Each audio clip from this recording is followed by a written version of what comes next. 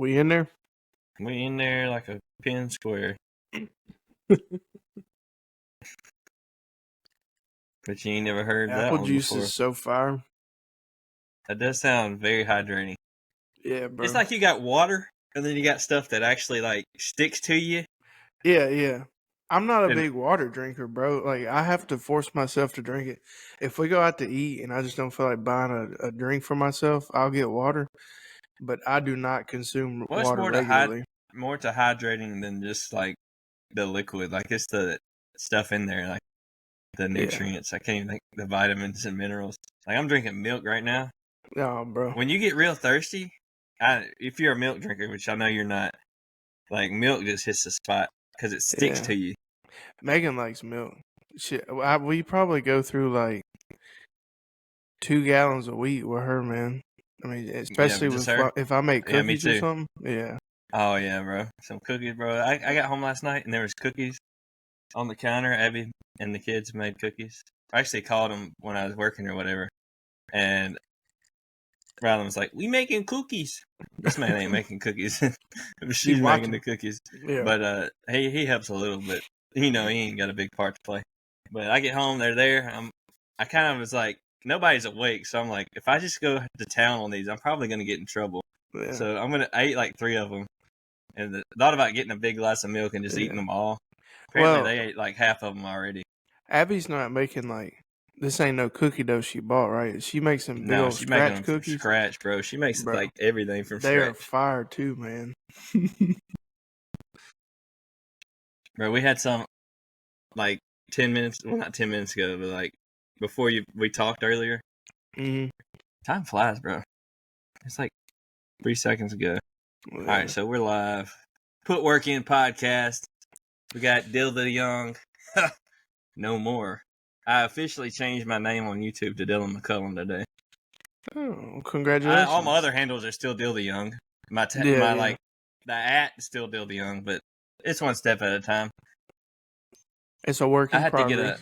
I need to get like a cover photo made. Maybe if I shoot a good video, I'll switch that over. But yeah, see if you can make me something cool. I just need some updated pictures. I still got to change all my other stuff. I changed my profile pictures and all that. But yeah, that's kind of what I've been trying to. 2024 is the year, bro.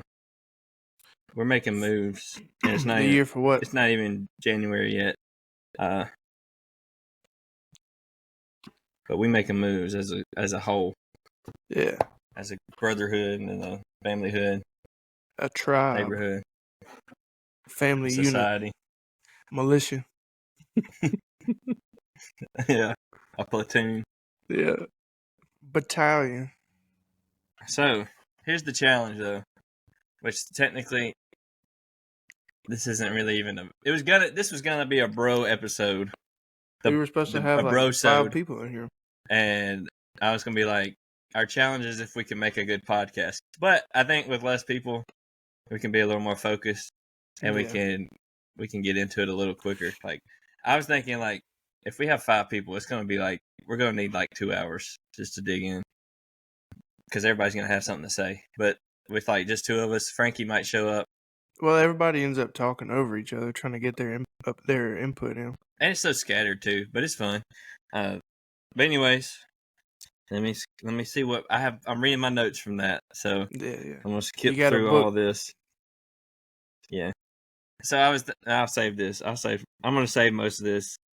But basically, what we want to talk about today, I guess we can get into it just because there's so much to say. But like, I don't know. You've been kind of hitting on it. It's kind of been hitting with me too, but it's been hitting with me longer. I feel like it's just coming into like where I'm actually making the shift and like defining what this actually is and what it actually means to me and where I want to go with like the direction of my channel and the podcast. Of course, I mean the podcast is like one of the first things where I started kind of.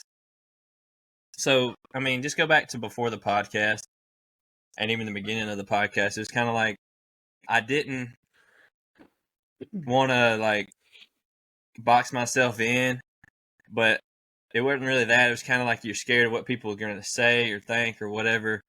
Yeah, and you don't want to then step on any toes. Yeah, I was like, I don't want to give my opinion on that because then I'll alienate all these other people. They won't like me. But now I'm at this point where I've kind of discovered it's actually, it's media as a whole is shifting the other way, where they want you to be real. They want to. Saw something today. They were like, they don't, they want to know about what you're about, what you believe, not just like what you got. Like, I'm trying. I'm trying to remember what it was, but it was something to do with like the YouTube channel. vidIQ is what it is, and that's something they say. They're like you want people. People are going to come to you based on what you believe, not what you're doing on your channel or what you're showing them. They want to it's basically they want your heart. They want to know where your heart's at nowadays because there's so much stuff out there and so much shallow content. Like Mr. Beast makes great videos, but I'm like, there's no value in it. There's no value in it. They don't do nothing to here. Yeah. It's nice to just kind of take a break and just kind of zone out, watch something stupid. But yeah, I find myself nowadays, especially, looking more for something that's gonna, resonate with me or challenge me. Right. And that's kind of part of my daily routine now. Is when I wake up in the morning, I hop in the shower, and I'm throwing on a YouTube video or a podcast, and I want something that kind of sparks my mind first thing. And but the entertainment's cool. It's just not. It hasn't been my thing lately. Right, and it's kind of shifted where it's like, man, I could be investing in myself right now. Yeah, I go through those seasons where I'll have stuff where it's just kind of more of entertaining, and then there'll be seasons where I'm like, man, this really isn't adding any value to my life.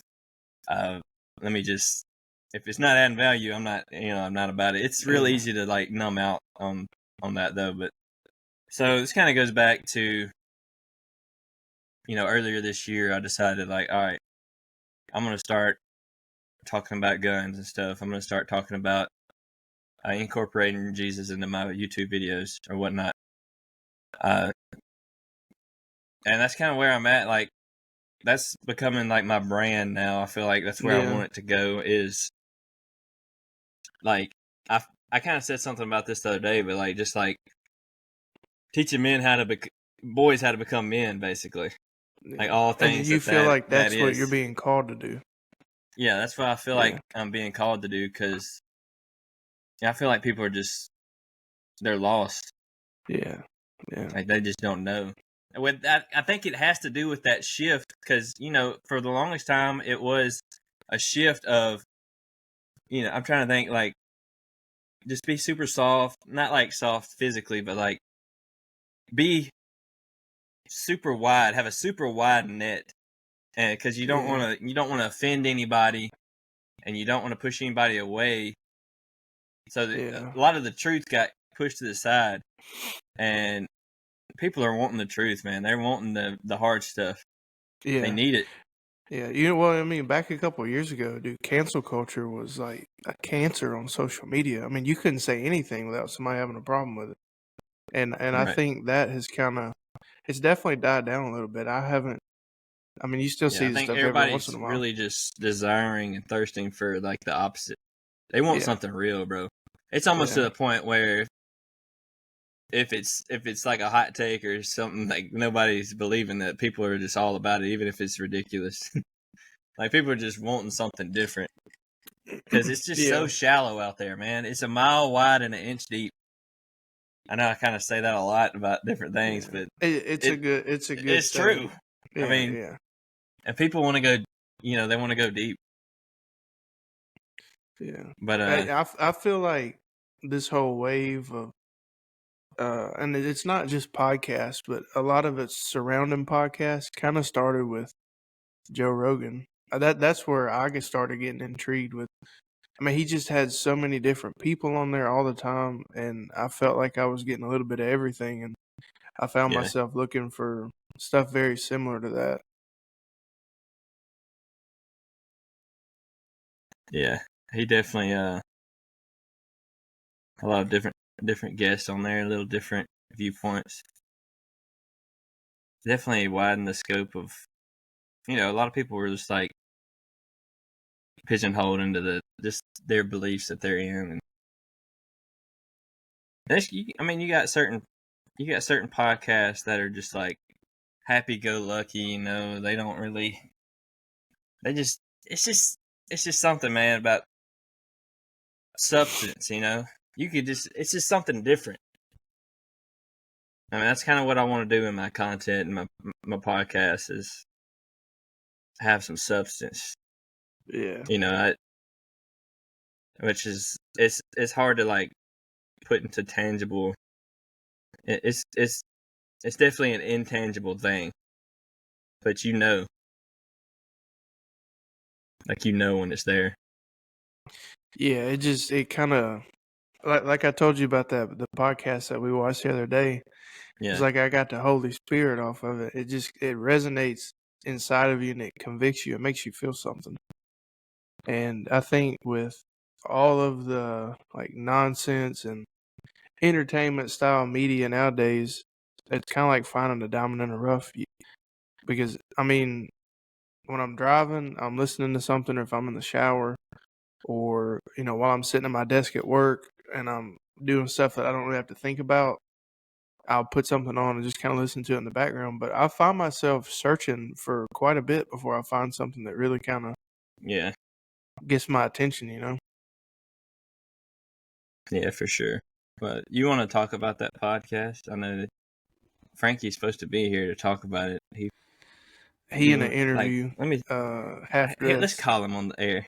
He must be on one of them naked interviews. I'm gonna call him. Mug was literally, we just talked to him 5 minutes ago. Yeah, it's like he fell off the face of the earth.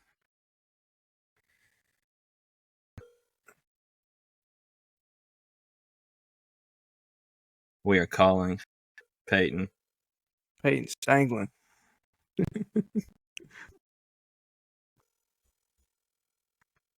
We got a lot of unreliable friends. He's texting me right now. He said, "Hey, what's up?"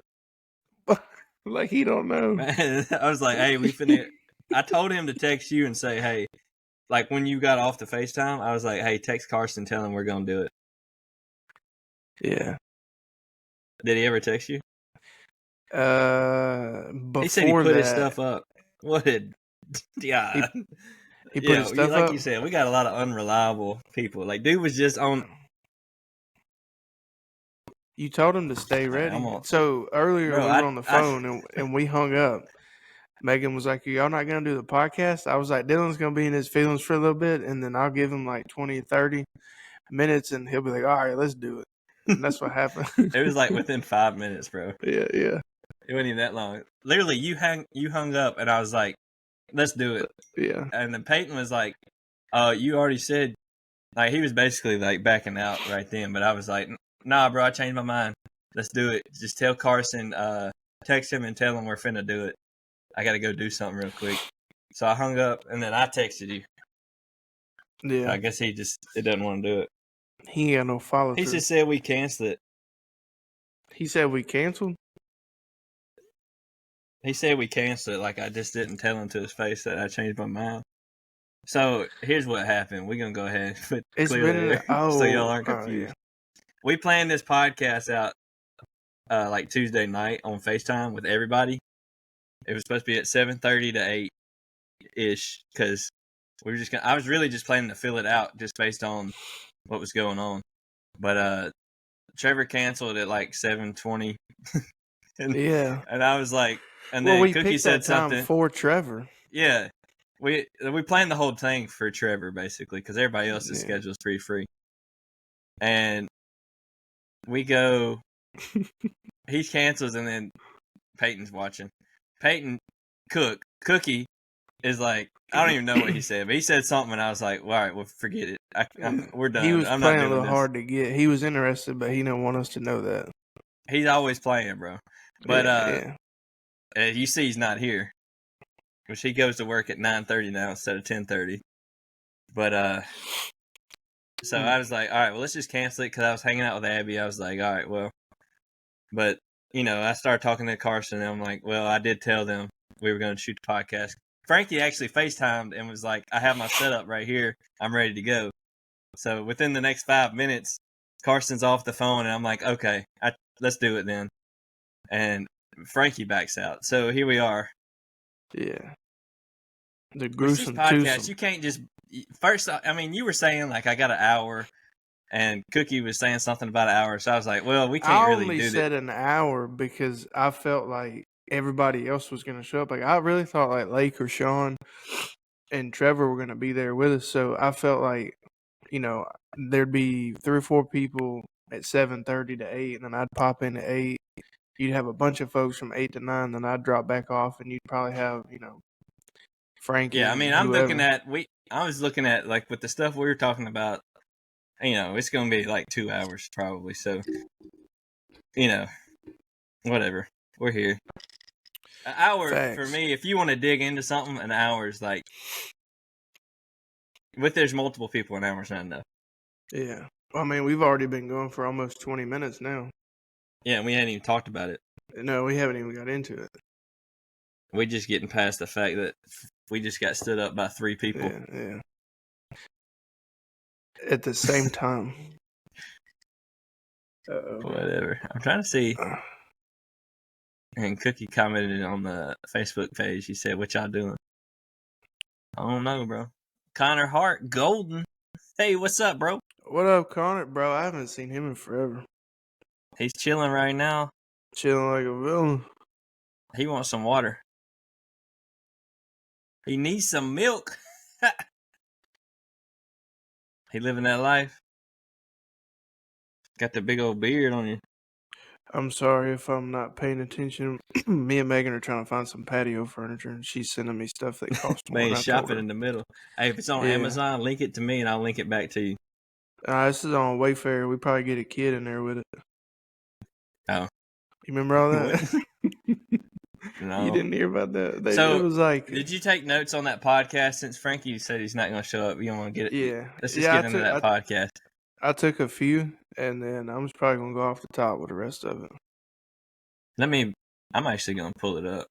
Because I didn't want to, script it, but I had some points that I wanted to talk about that I can definitely expand on. And then I was just going to bounce off what you had to say. Oh, snap. Hold on. Let me share this. What? Oh, the video? Yeah, I'm finna share this real quick. All right. Look at all of us. Ooh, snap. Be trippy. All right, so I'm right here. Mike Ford. Yeah. Boom. Look at that butt. Peachy. You just going to plug the video on there. Yeah. The shameless self-like. Oh, you want to put work in podcast?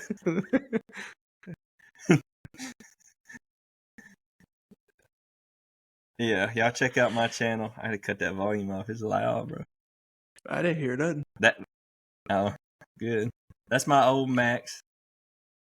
355. I took it for some reps. I don't know what it was. All right, where we at? Right here. What does it mean? Yeah. Is that what I titled this video, bro? Yeah. That's what I titled it. I think you said what it takes to be a man. Okay, good. Well, I didn't copy them. So, here we go. Hey, what if this whole thing was just us watching it? Watch party. Yeah, just watch it. Yeah. That might not be a bad format. Forget this ad, bro. Is that Taylor Junkin? It looks like him, doesn't it? Mm-hmm. What's up, Taylor? He wants to be on the podcast. I'm going to get him in the next few weeks.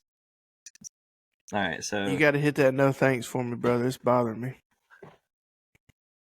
Is that like you got a little OCD about it?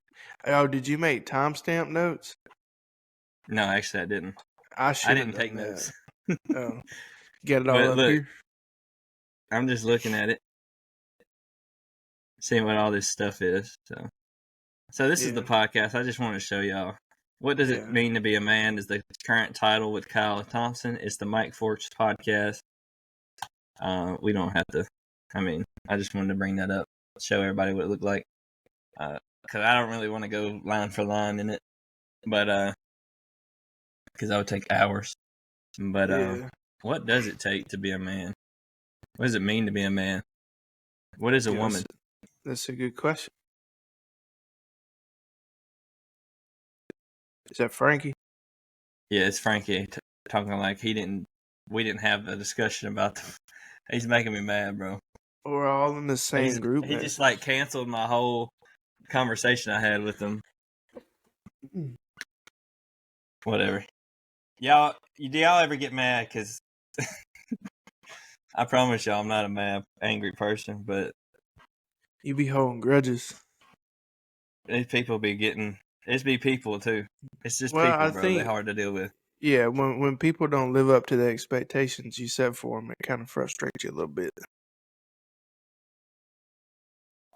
Yeah, I mean, you can't have no expectation. Yeah, you gotta hold people accountable. But whatever, it is what it is. So, since this is kind of like, I'm gonna let you head that up though. This podcast part about the podcast about the podcast, because I don't know. You've watched it like 12 times, so yeah, I've watched it 3 times now. Okay, well, it's not 12, but it's 3. I mean, it's definitely too many. I don't know, bro. It's pretty good. Go ahead. It's pretty good. Yeah. The first note that I got is, and this is like a misquoted quote, but it kind of sums it up. Bring that mic real close to your face. Like that, my good brother? Yeah, that's a lot better. All right.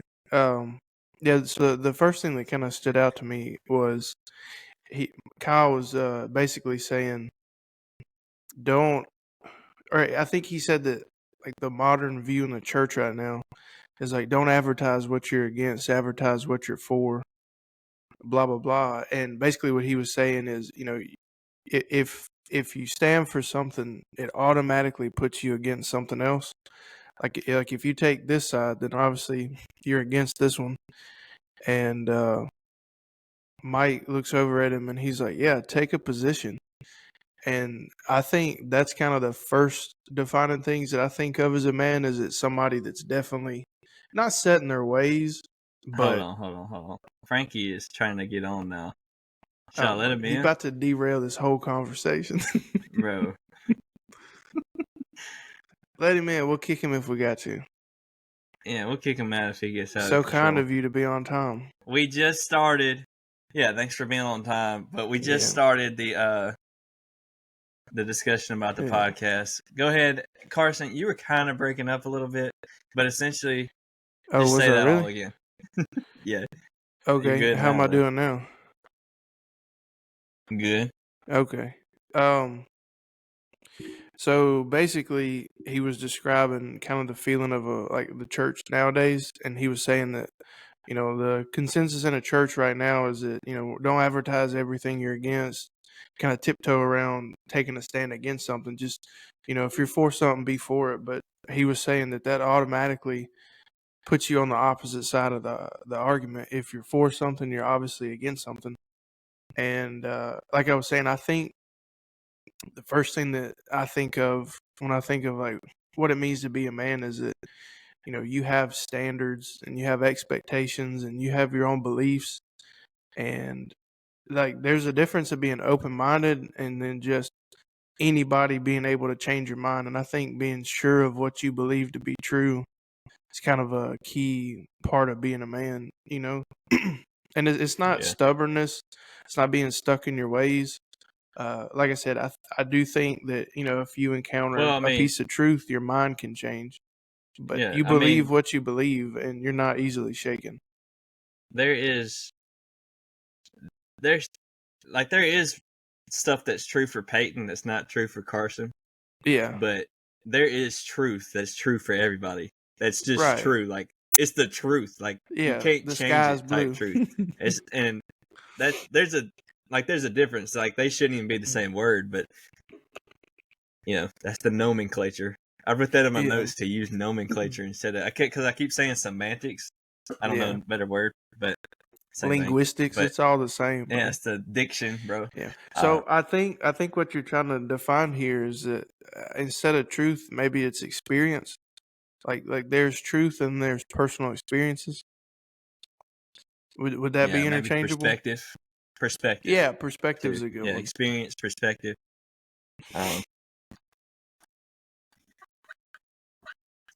But yeah, I mean, because there is truth. Yeah. Like there's stuff that's just simply true. Yeah, you can't get around some stuff. Right. But I do think that, taking a stand and kind of developing your own feelings and. Well, it's like this. Here's the word that you're looking for: conviction. Sure. It's conviction. How about? Not like the Holy Spirit convicts you, but like conviction. You're convinced of it. Like it's something that you are convinced of, and you stand on that. Yeah. And you kind of dictate your life. Yeah, you got to have like core values and standards that you hold yourself and other people to. And if you don't, you'll be like what's that? What's the word for Peter? What Simon? What was Simon? And you got Simon and Peter. Like Peter's the rock, and Simon was the what? The water or something? The sand. The sand. I don't know. What? Anyway, like solid foundation. Is that where you're going? Yeah, because like it was some. I'm kind of taking a couple different things, but like you got to be a rock, bro. You got to be a rock, not the water. The water kind of flows with the river. Yeah. But the Malleable? rock's just there, bro. The river goes around it. Yeah, I mean, you got to be a rock. I mean, there's that, and there is an extreme where you're just stubborn and dogmatic. Some things you have to be that though. Yeah, but having your own thoughts and beliefs and just like originality, that's that's the foundation. And then, having conversations like this, reading books, consuming podcasts or a YouTube video or, anything where you're consuming information, that's how you build on it. And your opinion changes, or you say, oh, that's wrong, or you develop a new way of thinking, or you just build on what you currently think, but you have to have your own foundation. Yeah, and if what you believe is right and it's true, like reading a different opinion, listening to a different opinion, it's only gonna reinforce your position if it's if you're that sure of it. I mean, if you're scared for to listen to somebody else, then it's just not that solid, right? In the first place. Yeah, Frankie. Hey. So, kind of a segue into my next point is, well, what does Frankie think about it before I skip over him? He's here. Yeah. I mean, I agree. I have no disagreements on it. Okay, moving on. Moving on up. Go ahead, bro. Hey, bro, we got Connor Golden. Connor Hart Golden. You know who that is? What are you saying? You remember him? Then on the Footworking page, we got Peyton Cook. Okay. I don't know who that is. They have like questions or something? Yeah. Peyton Cook, what y'all doing? Just a couple guys being dudes. Yeah, just a couple fellas doing men's. What? All right. Go ahead in your next point, Carson. I like Carson. Just if you're just now tuning in, because Peyton just joined, I gave Carson he's like the host. I'm running the show. He's the hostess. I'm driving this boat tonight, ladies and gentlemen. Carson's I'm your the captain. Hostess. Yeah. So I think that having that good foundation of beliefs, personal convictions, and like your own thoughts, I think that another quality of a man is that you're not afraid to communicate those standards, those expectations, and those beliefs. And I'm not saying you got to go stand on a soapbox on the corner and, preach against everything. But I do think that when there's a time to speak up, that you are speaking up, Yeah. I think that's a really good point. Yeah. Because a lot of people believe. I'm doing air quotations for you if you're listening. They think they believe. Yeah, they really just believe that because everybody else does. Yeah. Because you have to have something to believe. But it's okay to say mentality. I don't know. Yeah. It's okay to not know what you believe. Just say that. Like, don't pick up a position just to have a position. Yeah, but like you were saying, man, a real man is going to stand up, and I'm kind of getting chills talking about this, but I don't even have words to say what I'm trying to say. But but you feel it, Yeah.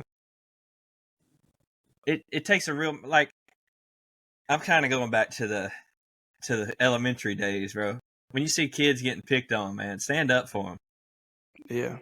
Like, you could be a man right there when you're 9 years old. And hey, did y'all lose me? No, I'm listening. I'm just okay. I'm hyper focused. I saw my face pop off the thing, so I was wondering. Yeah. But yeah, so I lost my. So back to what I was saying. So I mean, standing up for somebody, or standing up for your belief. If you don't really believe it, you're not gonna stick your neck out.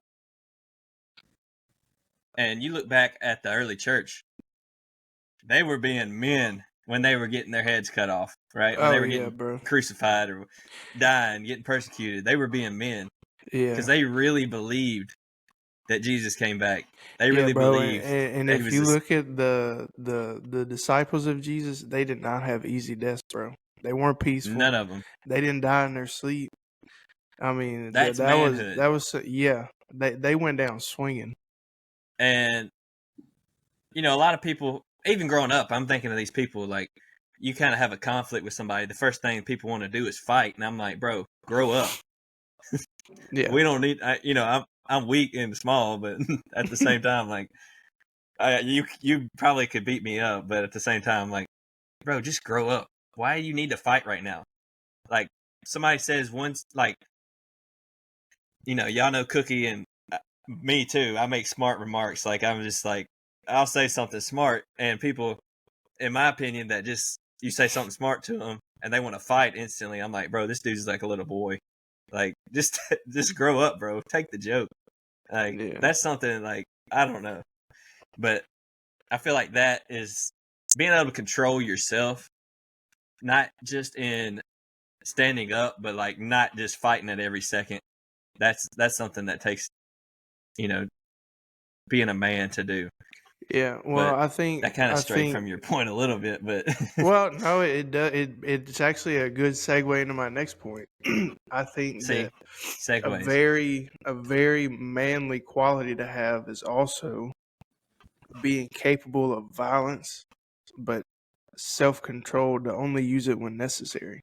And that's what you're hitting on. You're kind of hitting around it, but that's kind of what you're getting. Yeah, kind of like the Jordan There's a Peterson time and quote. place, and having being able to discern that time and place is a very manly quality to have. You don't want to pick a fight with anybody, but if somebody's following a lady at a Walmart in the parking lot, you got to take matters into your own hands, or your kids are in danger, or somebody else's kids. It's being able to stand up for people that can't stand up for themselves. Yeah. And even if there's somebody that can, backing them up.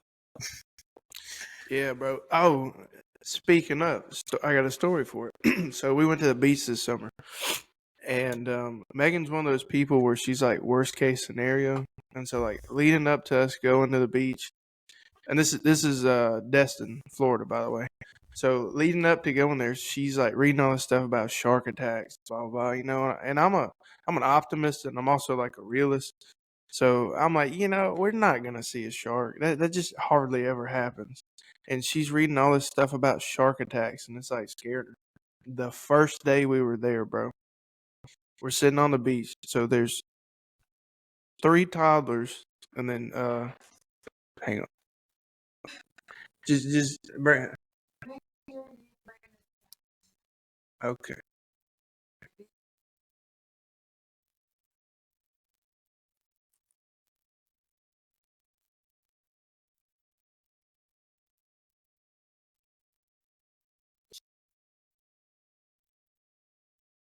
Carson getting in trouble.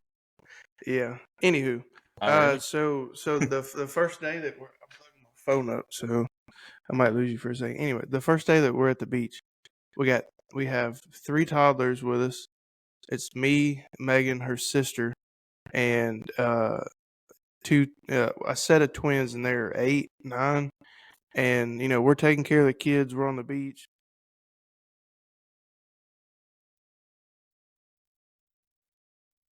Did we lose them? Oh. Second. Horrible story already. Anyways, we're distracted, and the older kids are down in the water. We're taking care of the younger kids, and we just hear somebody yell "shark," and I look up, and there's like this just spin in the water, bro. And it's me, and there's another family beside us, and like without thinking, we just start like hauling butt to the water.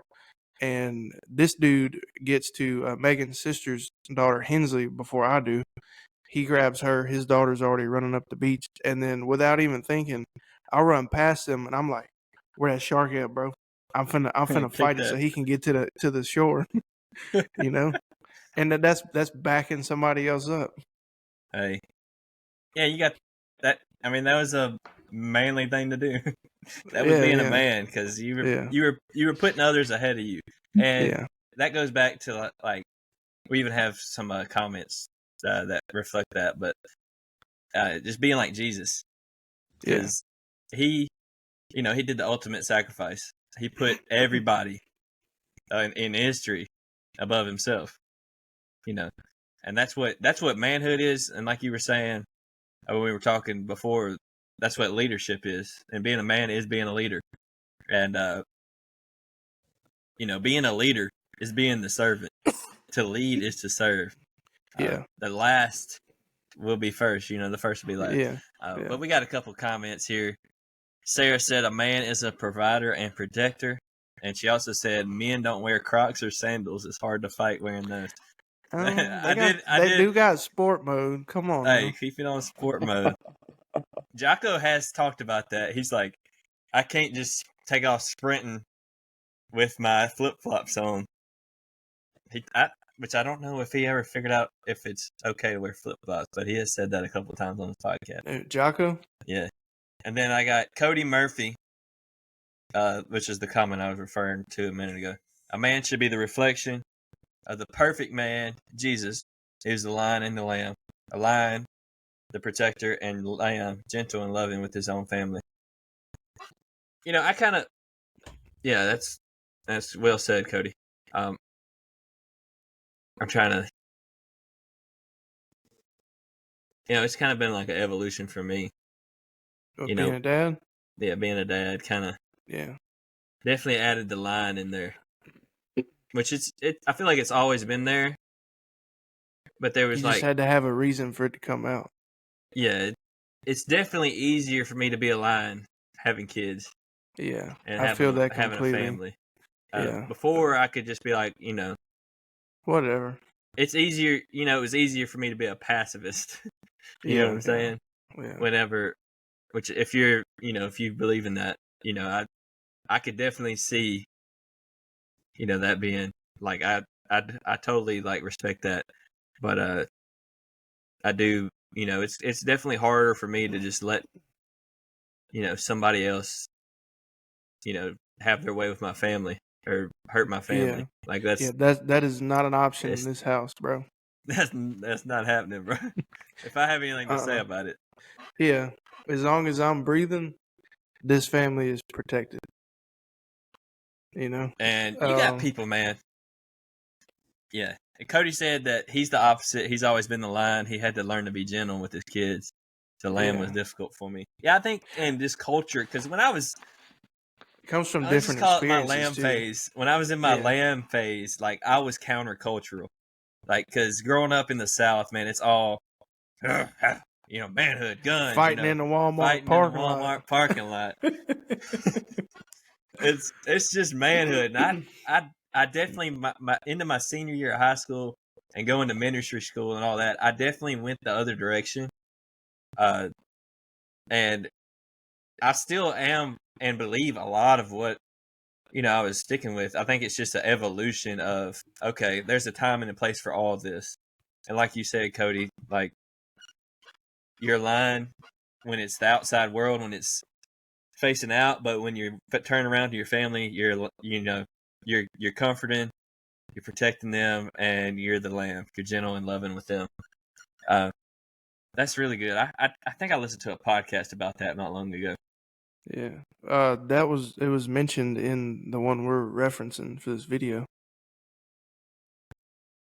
I mean, it's basically what it is, man. It is what it is. You know what I'm saying? Yeah. And I think, like, I feel conviction towards both of those stances, though. And I think I did say it before, but, like, I just pray that if the time comes that I just, I do what God leads me to do. Yeah. And I mean, and you got to put it this way, like, you could, God could tell you, like, if someone comes to take your family or whatever, take them out. I don't know. I'm not gonna have a specific example, but if they like someone comes to kill your family or whatever, this is like Liam Neeson, John Wick style. Something like that. You getting assassinated. This is. I'm trying to make it as broad as I can, but like, and God's like, hey, just take the L, bro. And even if you like ignore him and you defend your family, you kill the dude, your family's still alive.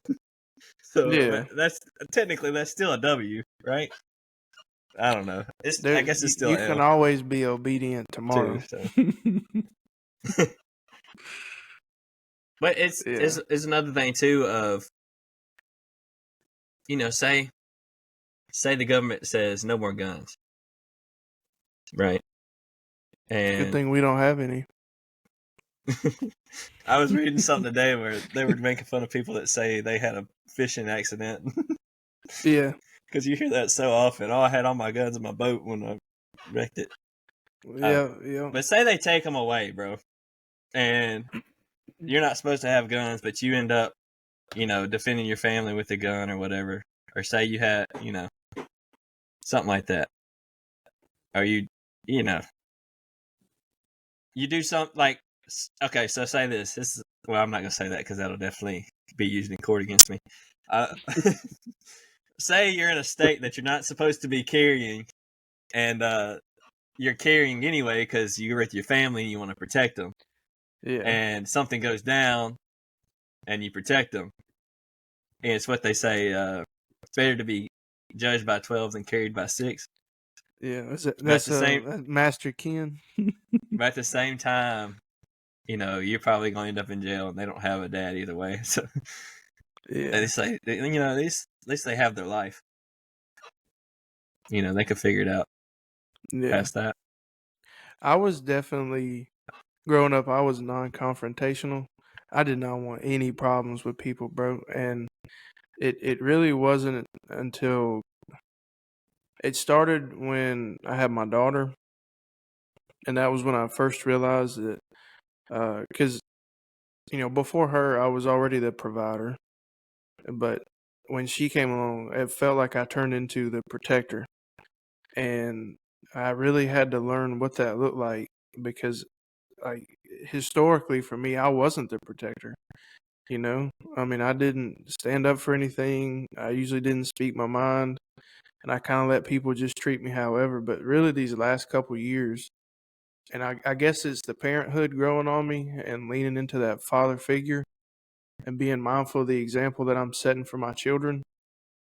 But I have definitely learned to not be afraid to speak my mind when something is blatantly wrong and I can't ignore it. I can't ignore it, bro. And like, that's not me trying to sound hard. That's just a lot. I think it's just the dad in me because like I'm in management, and so I'm responsible for other people. Your for kid's life's at stake, bro. Yeah.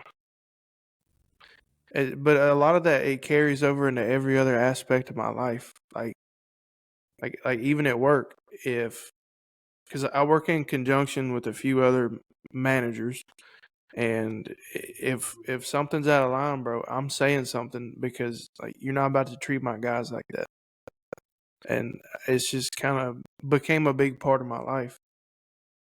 And I do think a lot of that started with becoming a father because I had to be that. I didn't have a choice anymore. Yeah, I think for me, like I've always been kind of countercultural. You know, I kind of nah. I always been kind of like take the narrow path type guy. Because like even in high school, you know, after I got saved, before I got saved, I was probably, you know, not a rock, but whatever that word is that we were trying to find, not the rock one, you know. But you know, when I got saved, like I started carrying a Bible at school. Yeah. And you know, there was a stretch of time where I didn't stand for the Pledge of Allegiance. Either that or I just didn't take the Pledge of Allegiance because, you know, my stance was, you know, I'm not pledging allegiance to anything but God. You know, I might, you know, I probably, you know, I'm at the game now. I'm doing the national anthem and all that, but yeah, you know, it's just another thing for, you know, nobody else in the class was doing that. That wasn't something popular. Like people probably looked at me crazy for doing that. Yeah. And but I've always done, you know, been a little bit different in that aspect. I'm not trying to toot my own horn, but nah, bro, you've definitely been, because me and you've been around each other for a long time. And one of the things that I've always respected about you is that you're probably one of the most consistent people that I've ever met. Like, I know what I get with Dylan, and it usually doesn't change, you know? You're gonna make me cry, bro. Aw. Men can cry. Yeah. Okay. That is false. To piggyback on Carson, for me, I guess I found myself, I guess you could call it, or found the toughness in me is when I got done with school. Because mainly in school, I've been picked on ever since grade school and throughout college and stuff like that.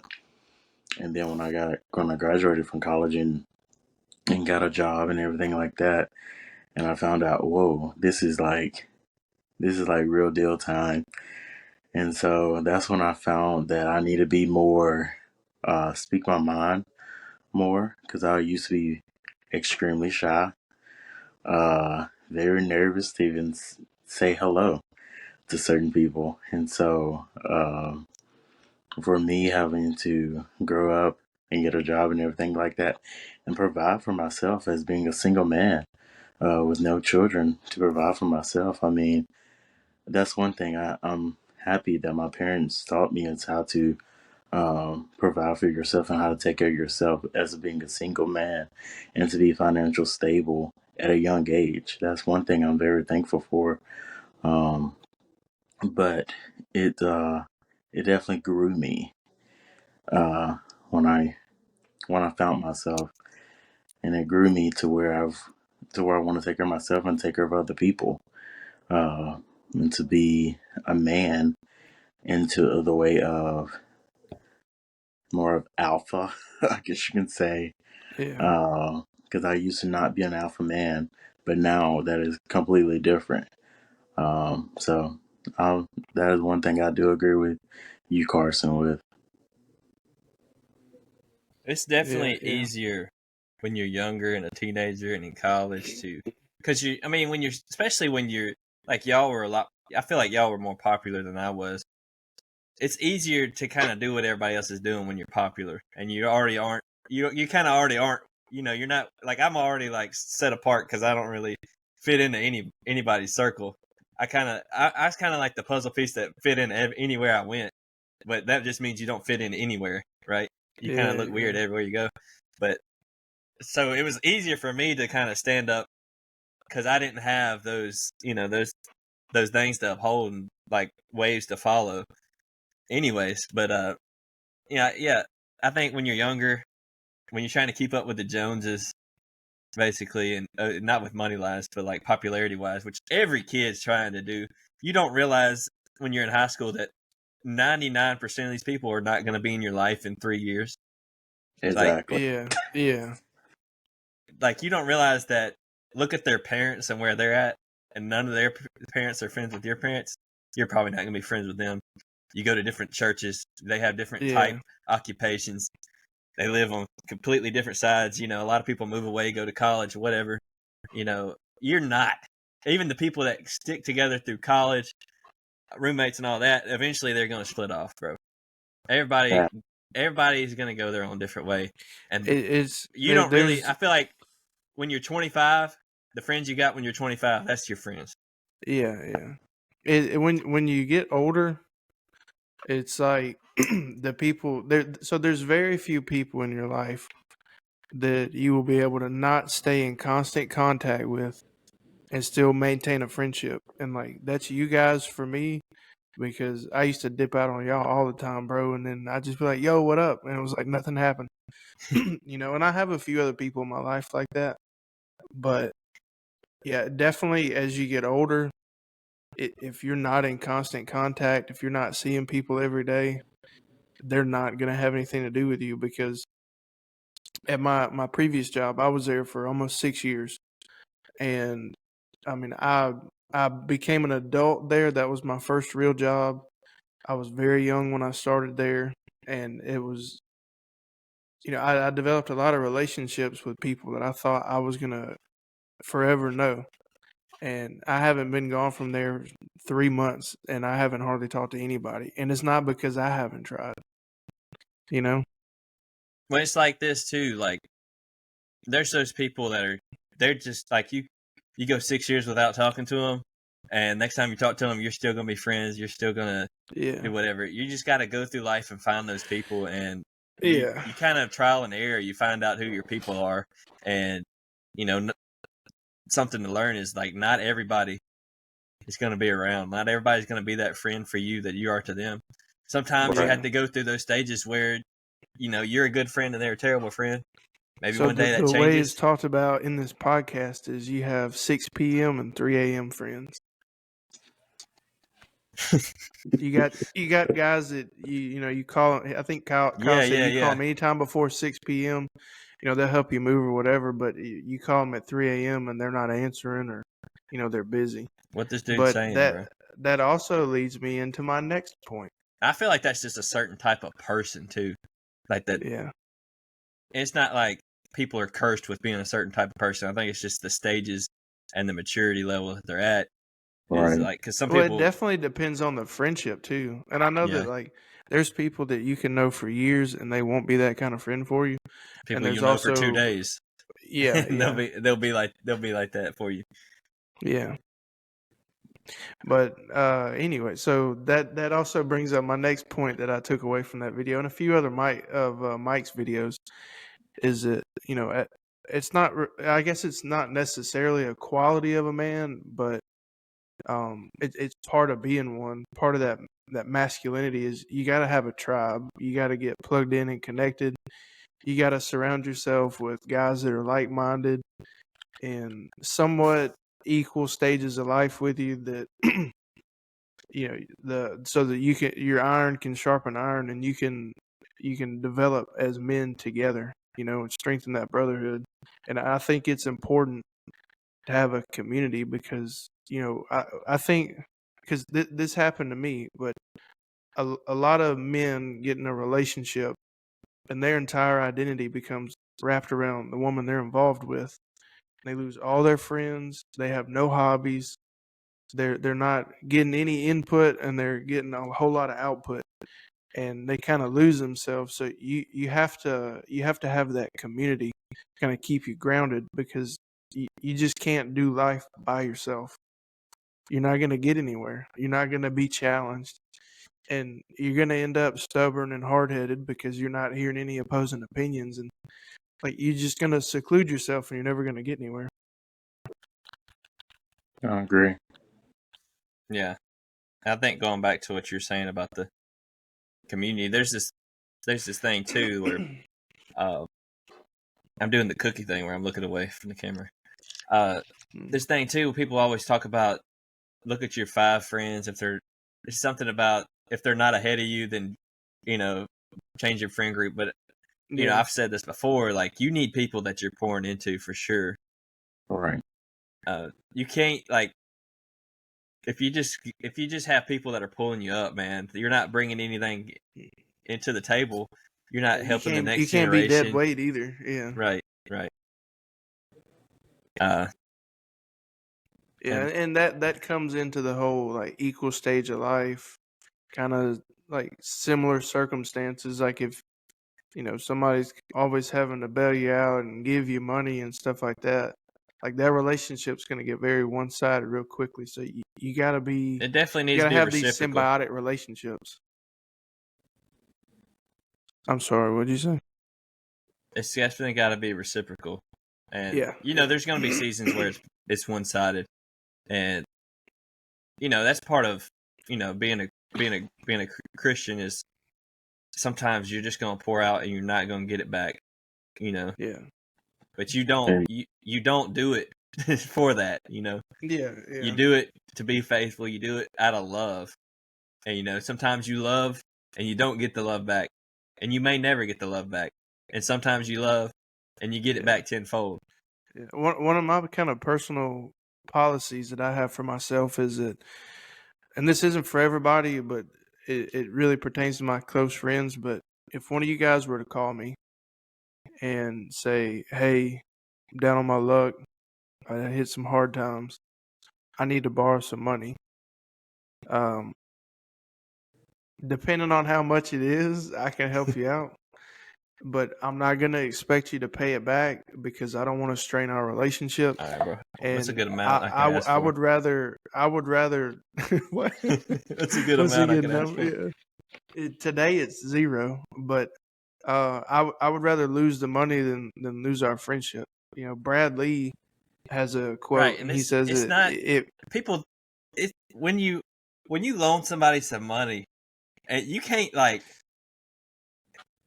people act like they're high and mighty because they loaned somebody some money. Yeah. And I'm like, okay, you helped the person out in that moment, but here you are hounding them. Okay, yes, they owe it to you, but at the same time, you don't have a giving heart. Don't stop acting like you have a giving heart. You didn't give. You still have a string attached to it. It's not sacrificial if you're trying to pull it back. All right, so we got a couple of questions. If you want. Peyton Cook is tearing. All right, I see you, Tyler. I'm going to get to you. Peyton Cook on the Put Work In podcast page. We're actually streaming to 2 Facebook pages, the Deal the Young page and the Put Work In podcast page. So, Peyton Cook, what y'all doing? Hey, Frankie. Hey, Cookie. What's up? Cookie is at work. So, he says, am I your people? He wants to know if Cookie is our people.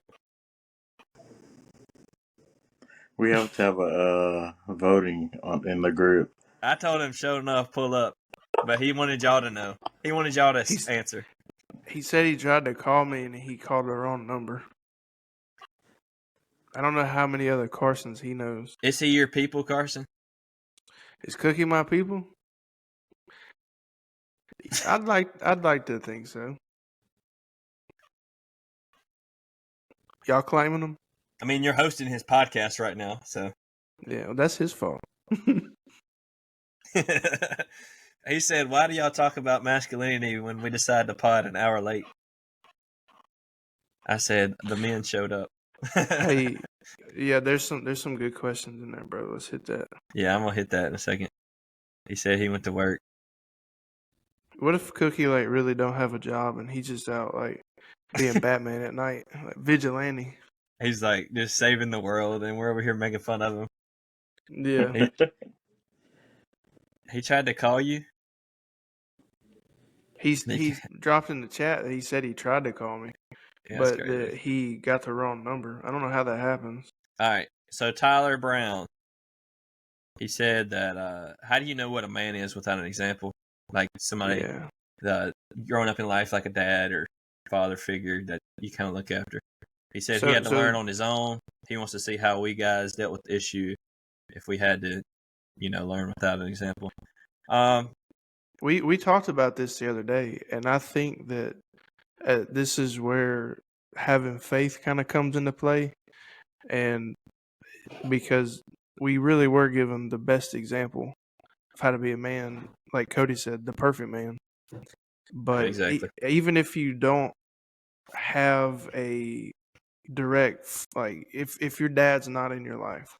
And mine was kind of in and out. He wasn't constant, but he was there. He's not anymore. And luckily, I had my stepdad.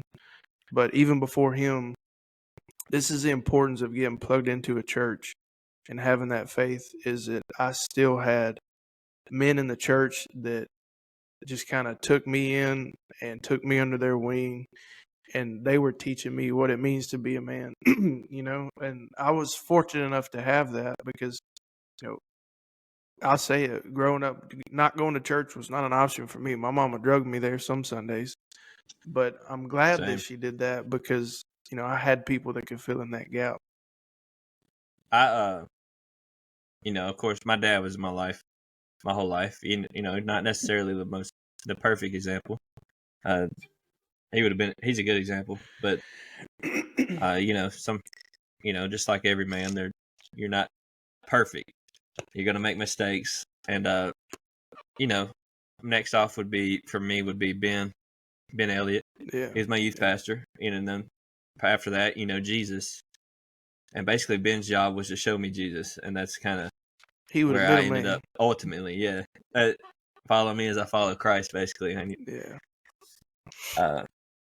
Just it's really hard, which I think that's where it's our job. Me, Carson, Peyton, Tyler, Cody, Peyton. It's our job as men, now that we are men, to guide the boys, to guide the young men to becoming men, and then teaching them to make more men. And it's all part of discipleship, and basically the gospel. I think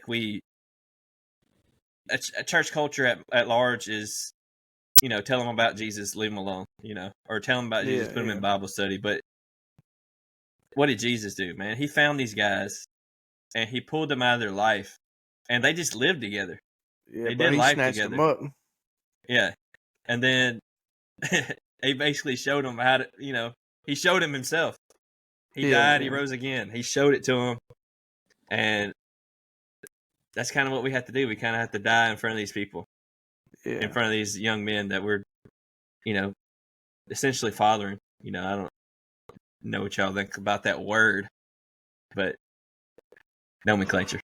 Yeah, I definitely feel like this is why, as a man, leadership is not optional. Like, if I feel like if you're a male, like, you can't just wander through life with no goals, not knowing what's happening, letting the world happen to you. You gotta try to get it figured out, because whether you know it or not, there's gonna be people that look at you and compared to them, you got it figured out, even though you might not.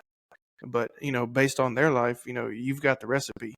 And that's why I really do feel like, as a man, like, you're a leader by nature. You're born a leader, and you got to lean into it, and you got to learn how to be one. You got to develop those qualities and sharpen those skills, because there's going to be people that you're going to have to lead. It's, in your friend group, you might be the guy that everybody looks to. It might not be spoken. You might not say it, but you're that guy, and, especially in your family, biblically, even a worldly view, like, the man of the household, like, you're responsible for your family's well-being, whether it's protecting and providing, or just, what your family is. Like, you're that guy. And so it's you ultimately on you. Yeah, it falls back on you. And listen to this too. Life happens. Stuff happens to you. There's no matter what, you're gonna get hit in the face. Bro, it's been happening to me a lot. At the end of the day, it's still up to you. You can play the blame game or not. It doesn't matter. It's still up to you. It's still up to you where you end, bro. Yeah. Where your family ends. You can let life happen to you, or you can make it happen. That's how I feel about it. I mean, it's gonna happen to you either way. Yeah. Right. Yeah. You're gonna get hit in the mouth a few times. My first time, a lot of people don't know this, but when I moved out the house and I moved to Tupelo, I didn't know that. this part you didn't know. The house that I lived in was a shack. It was not no $500,000 house. It was more of like tore down kind of house. And the house, people who lived there in front of me before I did smoked a cigarette. And so just one. They just did one. Well, smoked cigarettes. That was their habit. They smoked a cigarette. And so I was like, I don't think I can make it. And then my spiritual dad, who, good God, if it wasn't for him, I don't know where I'd be right now. But shout out to Dr. Matt Mackey, my spiritual dad. Love you. He said, you got this and you can make it through. And I was like, can I just, move in with you? He's like, no. He's like,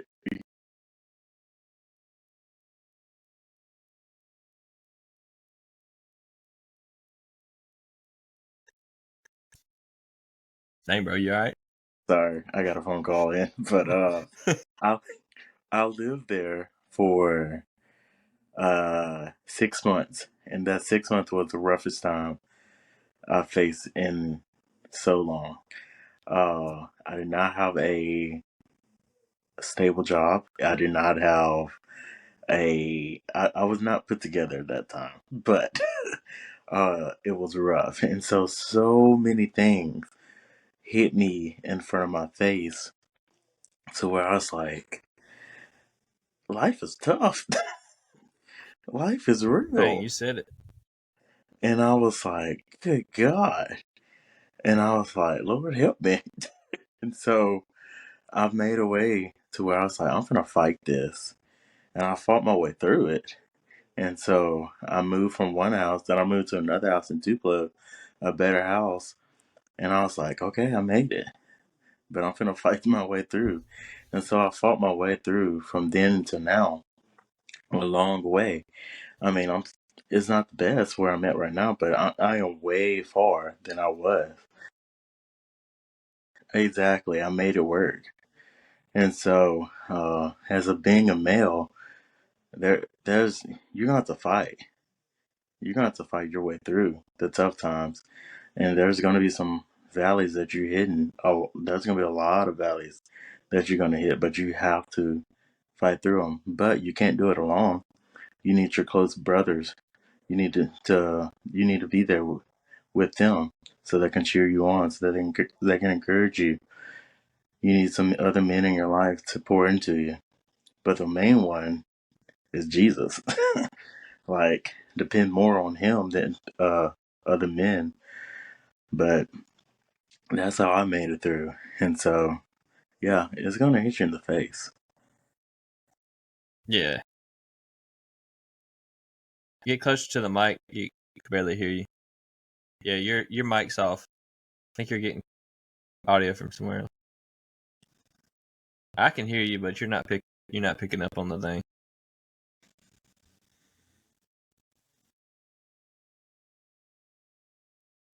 It's the same. I think, as much as having that father in your life, that spiritual figure, not everybody's going to have that. Most people won't. And at the end of the day, a man is not perfect. They're going to make mistakes anyway.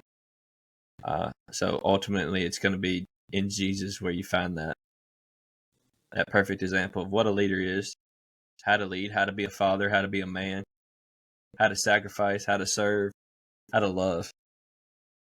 There's no greater love than laying down your life. And that's not just like in battle. That's just not like to death. That's like doing the dishes. All right. That's like, all right, bro, I'm finna put up with this dude again, even though he's let me down 15 times before. All right, bro. Yeah, here's some money. Okay, I'm gonna help you out. Yeah.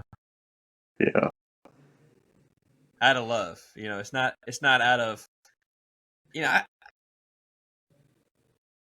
which this could be taken a different direction, but I've always thought, like, when you see somebody on the side of the road asking for money, people always want to like quiz them and know exactly what they do with the money. Like, God just told you to give. He didn't say give only if they're going to do right with the money. If they're not going to go buy any crack, the rest is kind of on them. I mean, you gave, and if it's right in your heart, if you really, some people go out of their way to buy food. That's good. If it makes sense to me. If they don't accept your food, then something else is off there. But right, it's love, man. You gotta be loving. All right.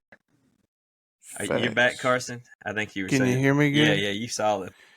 So it changed my mic input, and Riverside doesn't let you change it if you're recording. Right. I don't know how it changed. You popped out and popped back in a couple minutes ago, and then it was never back on the right input. Every time my mic peaks, it happens when I cough. Every time it does that, it kicks me off. You've been knocking. It's too much data for the Wi-Fi process. Yeah, it's on. Getting DDoSed. You don't remember what you were saying?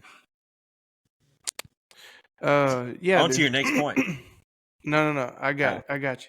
So Frankie was saying that it's important. I mean, we've kind of all said it. It's important to have that community of guys that'll be there for you and cheer you on and stuff.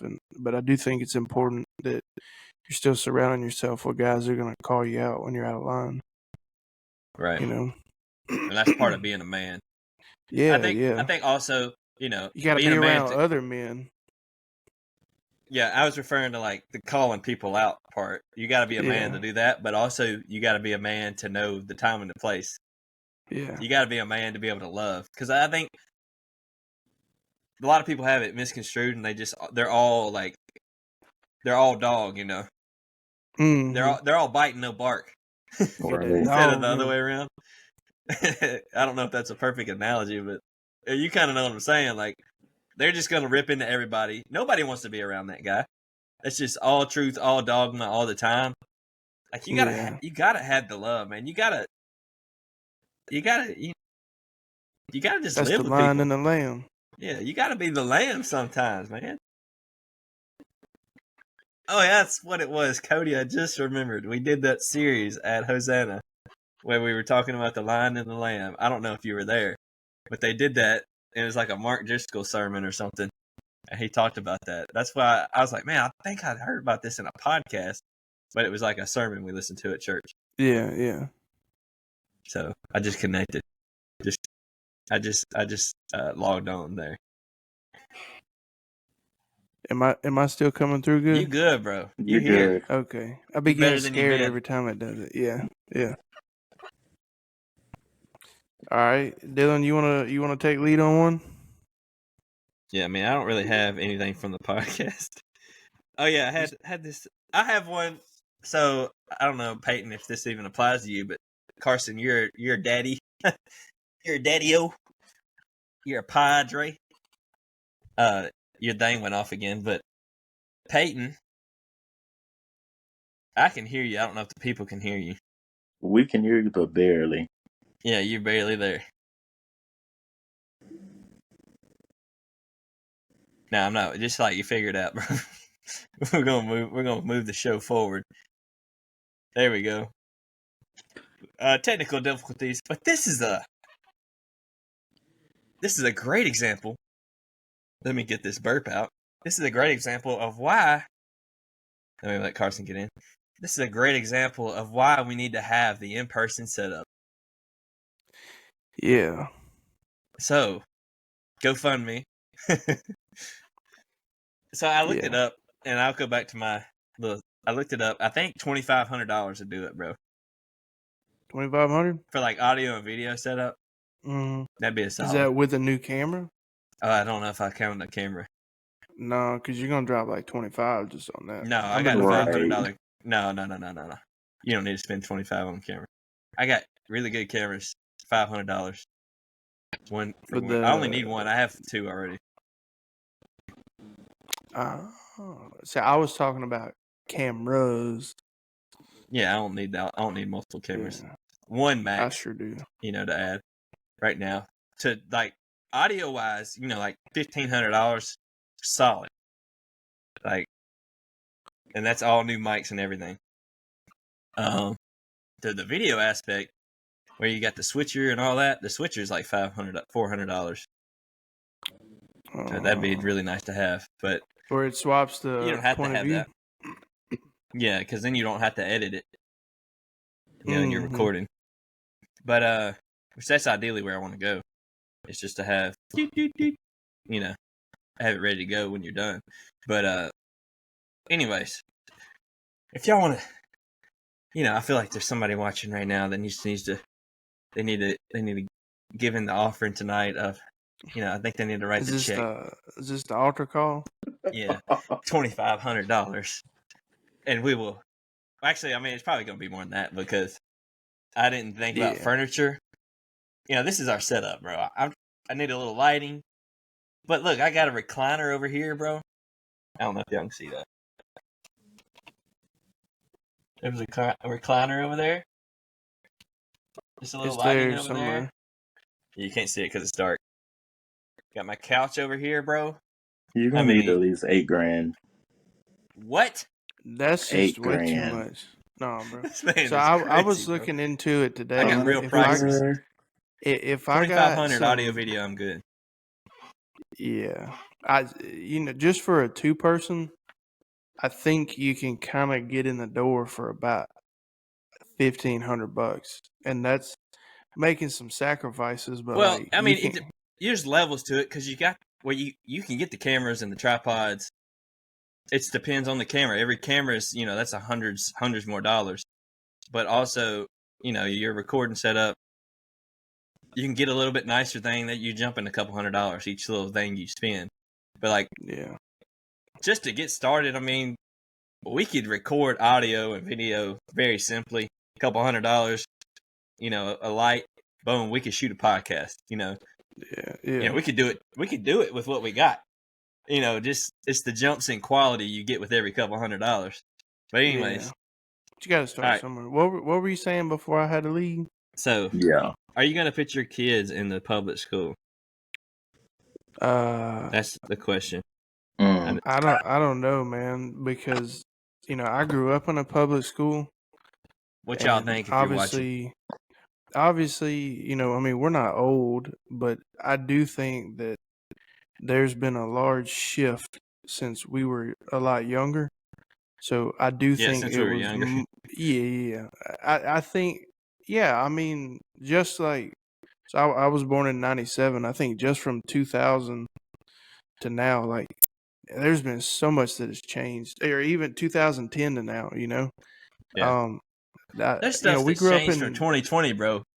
Yeah, I mean, we grew up in much simpler times. So much stuff changed from 2020 to 2023. Yeah, like even more than 10 to 20. I've been thinking about that since it came up on that podcast. And we grew up in public school. I probably could have tried harder, but I did pretty well. My sister's in public school, and my parents both said that she wouldn't go to public school, and they just kept her in it, and she's got perfect scores on everything. I think that if that's your option, like that's the only option, there's nothing like wrong with public school, but you definitely have to be very active in your kids' life because they're going to learn a lot more there than they are at home. Yes, and you've got to be in control of that. The way Kyle put it is, you can't be asleep at the wheel. But right. I think if you have the means for, it's a very active. Yeah, bro. It's the way I picture it is it's a moving body of water, and if you're not swimming against it, you're gonna drown. Yeah, and I think on another different approach from it is just like safety. Is it even safe to take kids to schools anymore?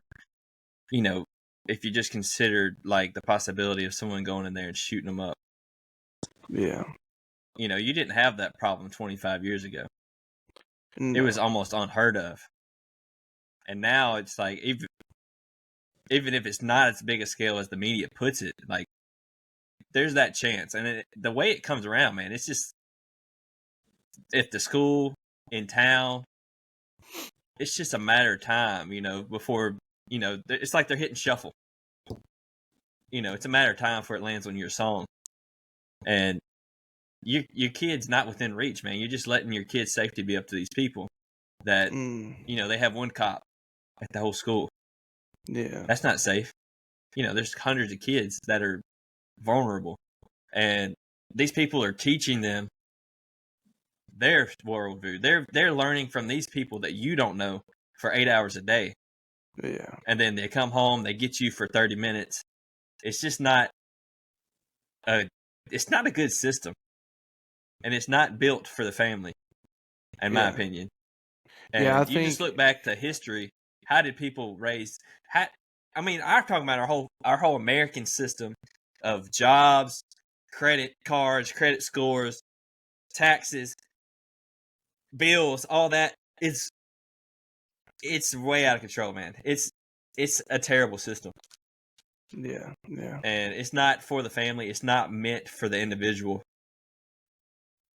It's meant for a factory, basically. Yeah, yeah, exactly. But I definitely think if you have the means for private school, still definitely do your research. And if you have the option to pick which school your kid goes, some places I don't think they do that. But if you have the means, I would look into that. Or honestly, if you have the option, like if you're a man and your wife or partner or whatever is a stay-at-home significant other, I would definitely look into homeschool. Yeah, because that's the only way you're going to be in complete control. But I have something contradictory to say on that point, because while I agree that it is your responsibility to be in control of, what your kid's exposed to, what does that look like for them later in life when the only thing they've ever heard their entire life is what mama thinks or what daddy thinks? What does that really do to them? So I think you have to be careful. You don't want to shelter them too much. You don't want to shelter them. Yeah, you want to choose what they're being exposed to, how much they're being exposed to, when and how often, and just introduce the world to them the way you see fit. Don't shelter it out. Don't shut it out. Yeah. A good way to look at it, man, is I'm trying to put this into words. Like the younger they are, man, shelter them when they're really young, and then slowly just let them, like, put them on a leash, and then let them walk. You walk real close to them, hold their hand, and then eventually, you walk in front of them, let them follow you.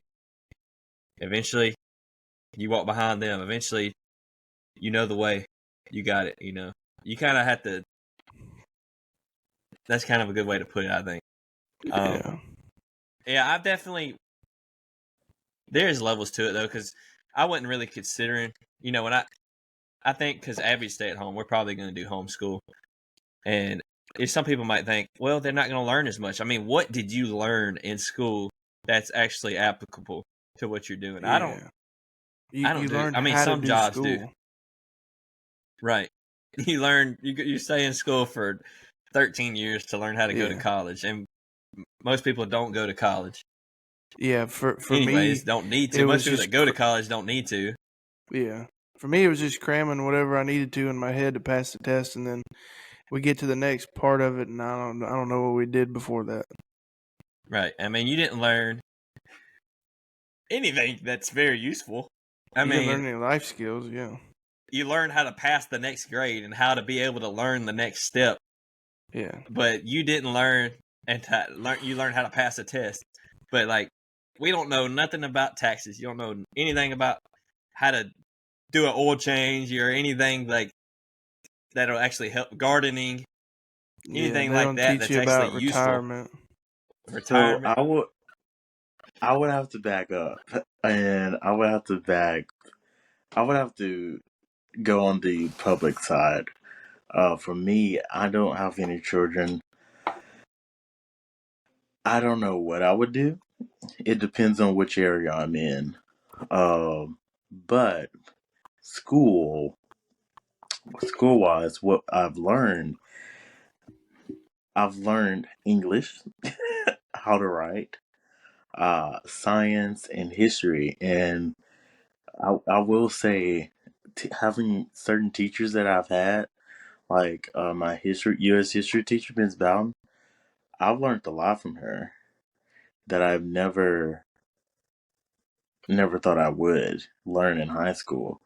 And so there, I will say that the education system is definitely jacked up, but I believe there's actually seriously some good people within the education who want to really Yeah, you can teach the definitely. kids. It can definitely, be ending a good product. It could go good. There's a couple. I mean, even if you go from public school, private school, there's a little more control on the quality of person, because if the school's values line up with yours, then you're a little bit safer. And they can Yeah, pick. You're not going to have some crazy person teaching them, something that's completely different worldview. And you got to think, a kid's mind is super malleable, man. yeah, They will learn from outside a little bit better than, like, they'll take that because they think that the parents hiding it from them or whatever, but it's not like that. And but even if you go to homeschool, you have the complete control of what they're learning, and you can learn just about everything you can learn in school that's actually good for life, like the basic stuff, English and all that. You get into the more specific stuff, of course, that's a little harder for just your regularly educated parent to teach. But,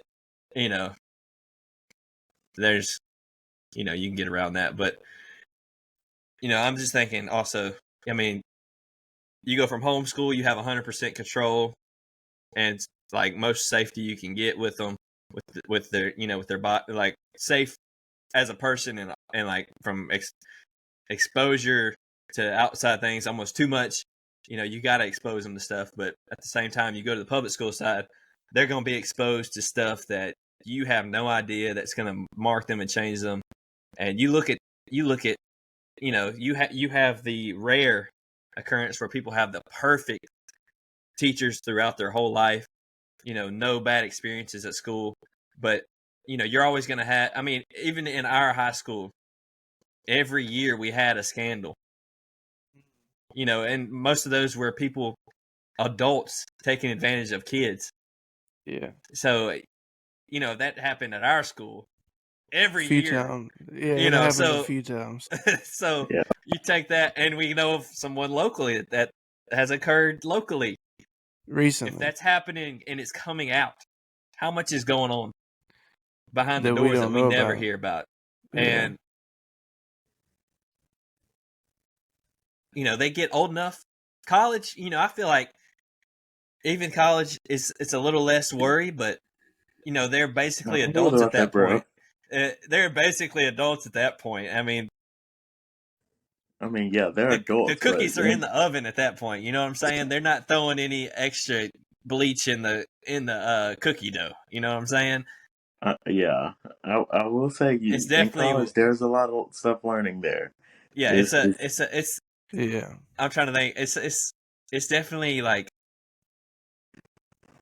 for the level of it's it's crazy, but it's a lot more sketchy than your public high school. But at that point, they should be, they're a lot more mature, but they're still not. You know what I'm saying?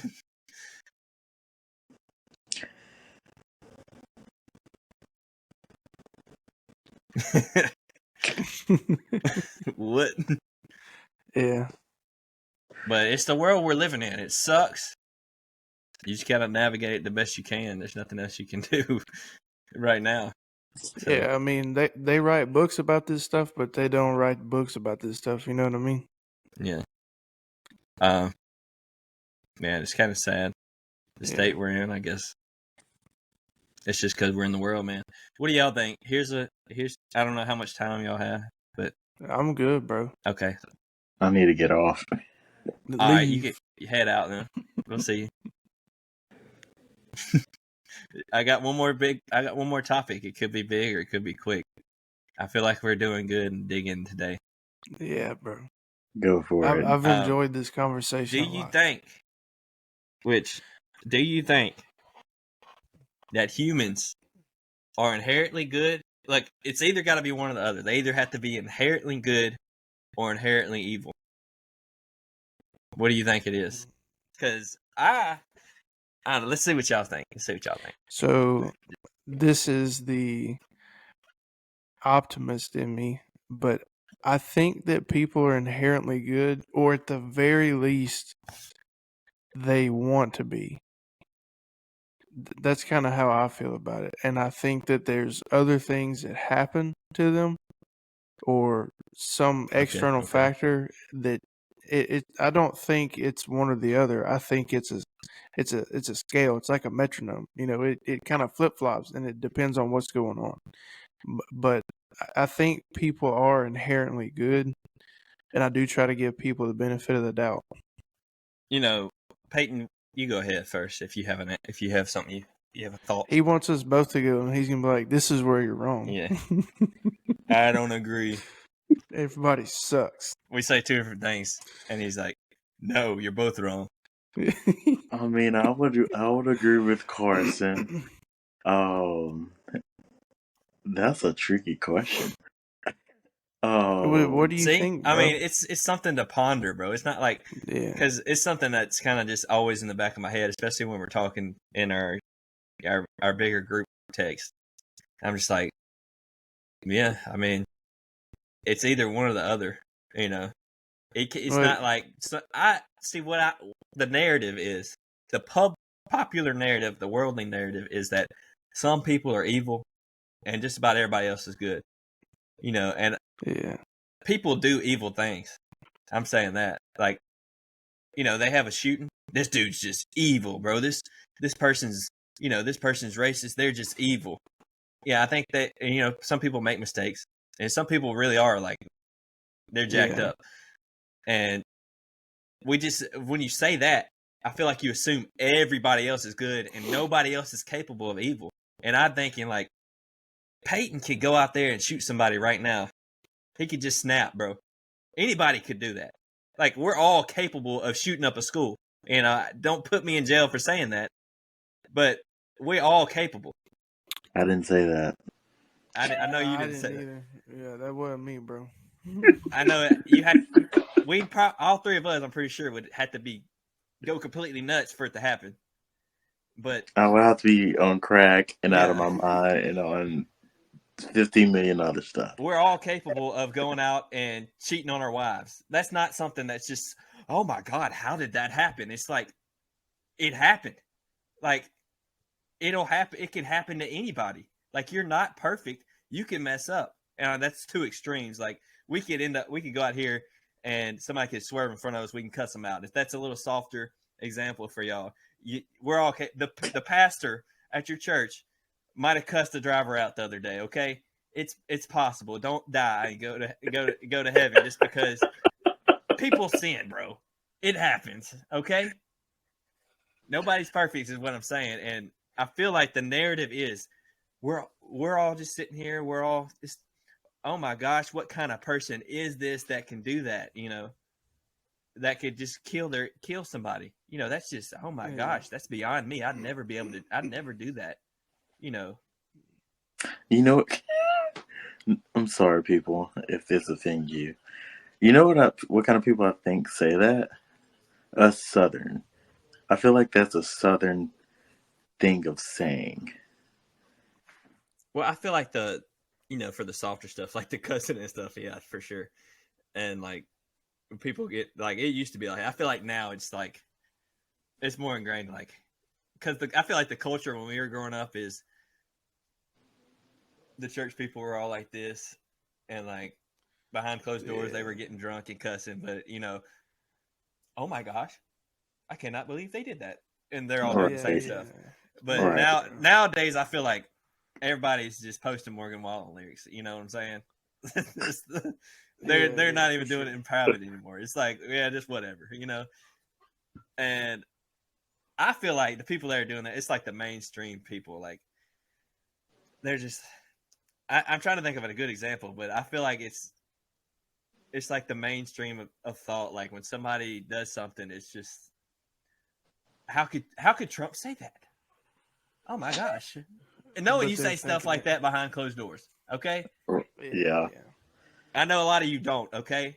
I'm not saying, some of the stuff. I'm not saying everybody talks the locker room talk that he says, but that's y'all know what I'm saying, bro. Y'all know what I'm saying, okay?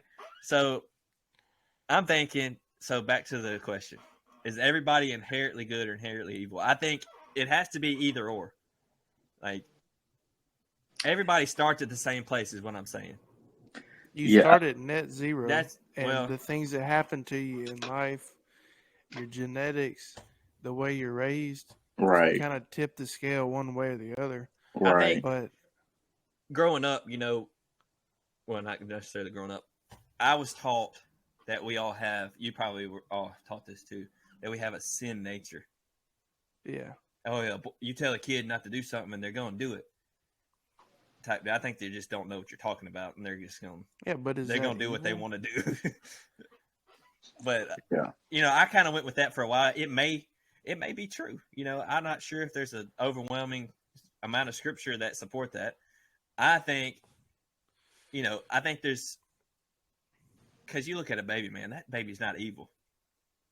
No, you have to teach it stuff like that. Stuff happens to the baby. Parents happen. Death happens.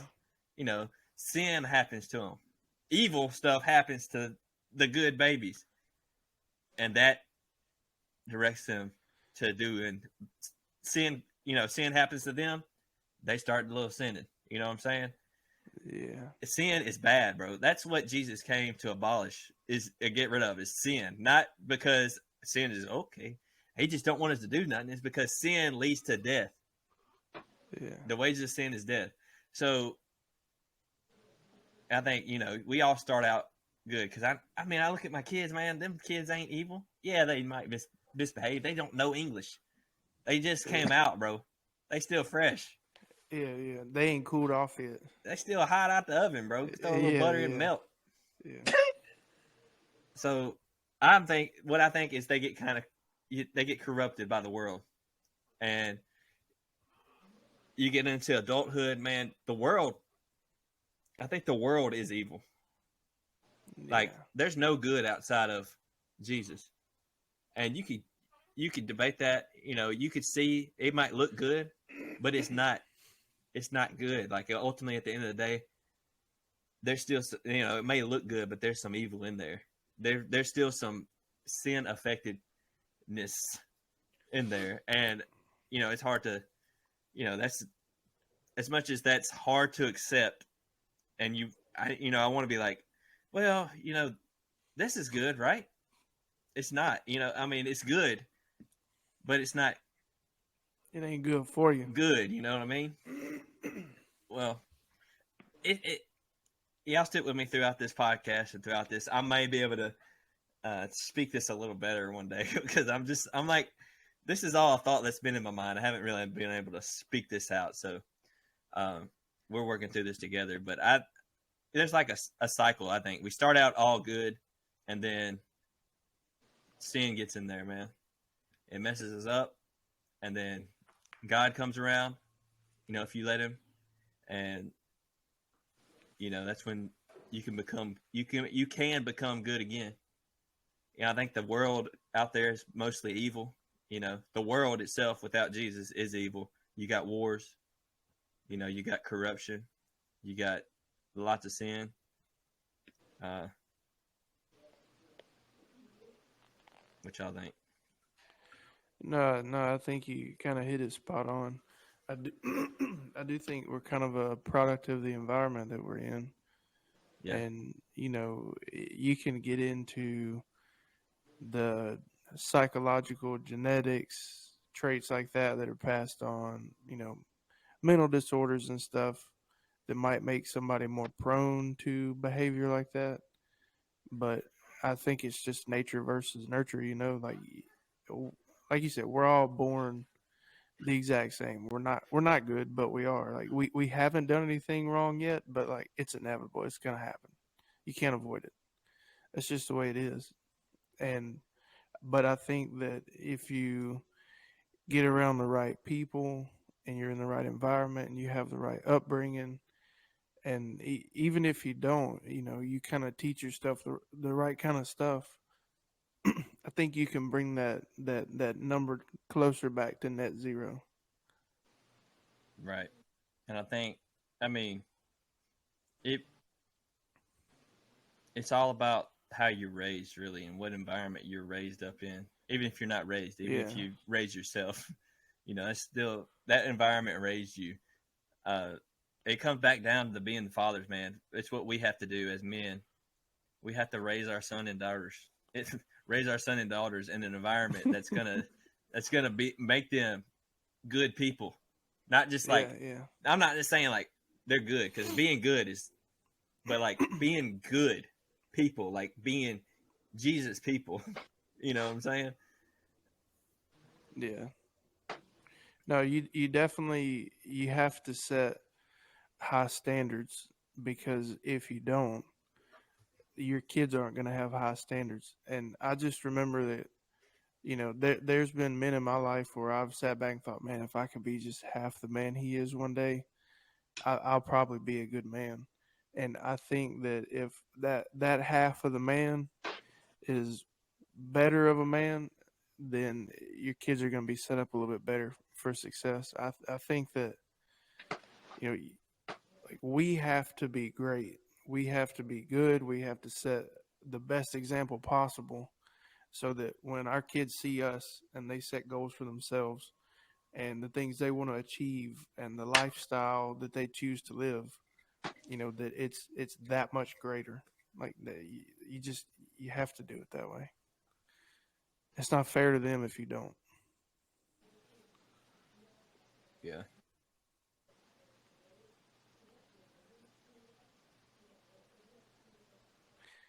This is this scratch the digging deep itch you've been having. Yeah, this is where we needed. Yeah. I had a thought. I'm trying to see if I can find it. There's nothing wrong with the little space, little breathing room sometimes. Yeah. My apple juice cup been empty for a hot minute, bro. I had to get up and get my computer charger because it was about to die.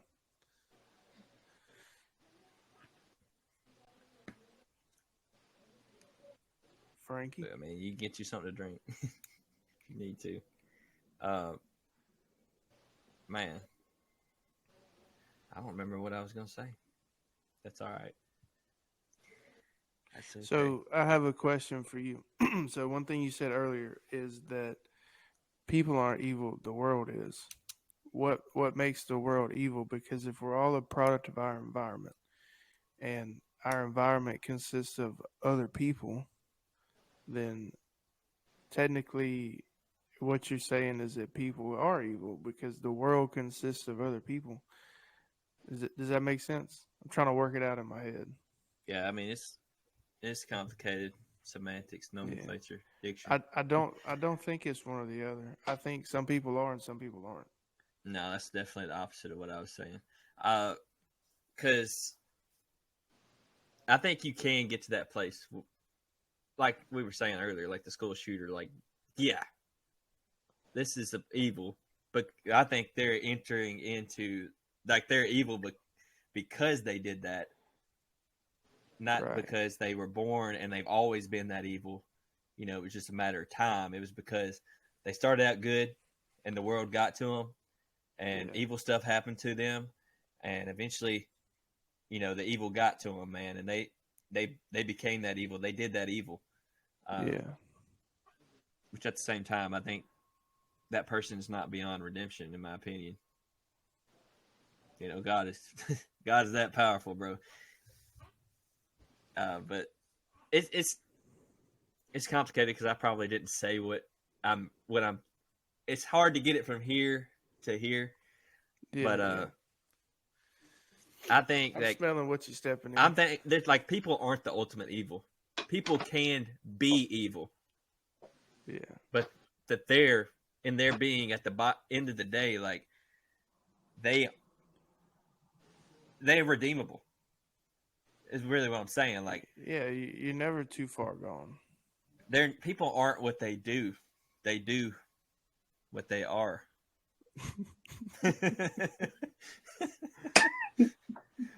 What? I don't know. It's kind of like we're talking philosophy here. Like it's just like yeah.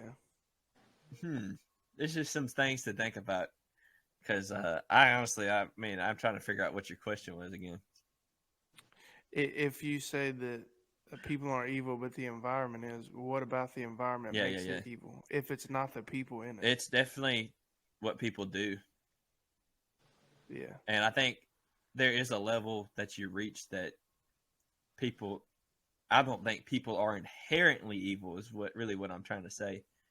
But people can become evil. They can be consumed with evil if they don't have somebody pull them out.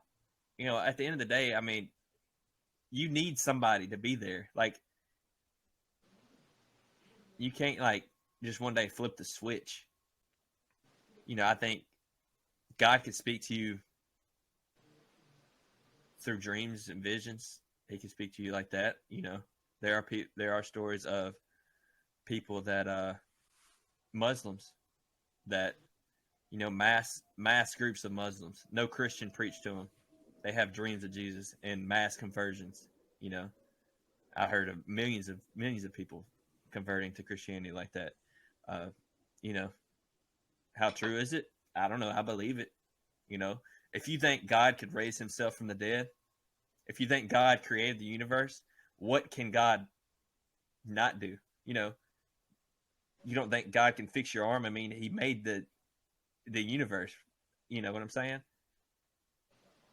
Like, dude, he made it once. He can make it again. Right? He didn't just make it and let it be. Like, there are people that believe that, but I think God is very involved. I think he's in our rooms right now.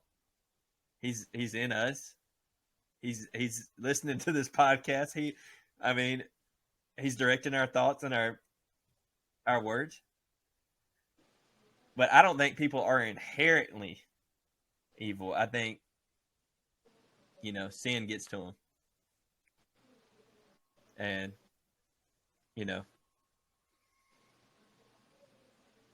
they can get too far. They can't get too far, but they can do things that seem. I'm trying to I just threw it off again. I just said the same thing two different ways. They can get to a point where they do something crazy. You know what I'm saying? And there's people that are, I think that you can do things that will cause other people to perceive you as unreachable. Yeah. That's unless you've got somebody that's really, really about it, you are too far gone. Well, I think, we as Christians, Western Christians, our lives don't require much faith. And so in turn, we don't have much faith. And, we'd much rather just blow up the village than go in there and preach to them with RPGs and AK-47s faced at us. So it's a lot easier just to blow them up. To just get rid of the problem instead of dealing with it. Yep. Yeah. No, I feel that. It's a lot easier. Yeah. Well. All right. Peyton, you finna head out? You finna make like a tree and leave? Finna dip out. All right, bro. We'll see you. See you, bros. Bye. See you, peeps. See ya. Man, finally. I'm just kidding. We can get started. Welcome to the podcast. I just I really want to get through that last thought, though. Just because it was a little bit, I feel like it was a little scattered. But like I said, I'm kind of thinking through this as we speak. But yeah, I don't think people are inherently evil. I mean, stuff happens to them. their environment, and sin leads to death. Sin overtakes people that go crazy, and they cause death, or they do something that causes them to die. Yeah. No, I see what you're saying. I'm tracking you. I'm tracking it's hard to put stuff like that into words, though. Yeah, it's not simple, man. It's hard. Yeah. It's not as simple as people like to put it. Like to say it is. Well, I mean, like you were saying, it's easy. You see somebody on the news that was a school shooter, just say, "Oh, that's an evil person." Yeah, they were just born. And I'm the same way too. I don't sit back and think, "Oh, I wonder what happened to him that day that made him do that." I was just like, "Yeah, that guy deserves to die." Right. And I mean, and it's such a default. You do that. I mean, yeah. You kind of you sealed your fate. Yeah, you kind of asked for it. But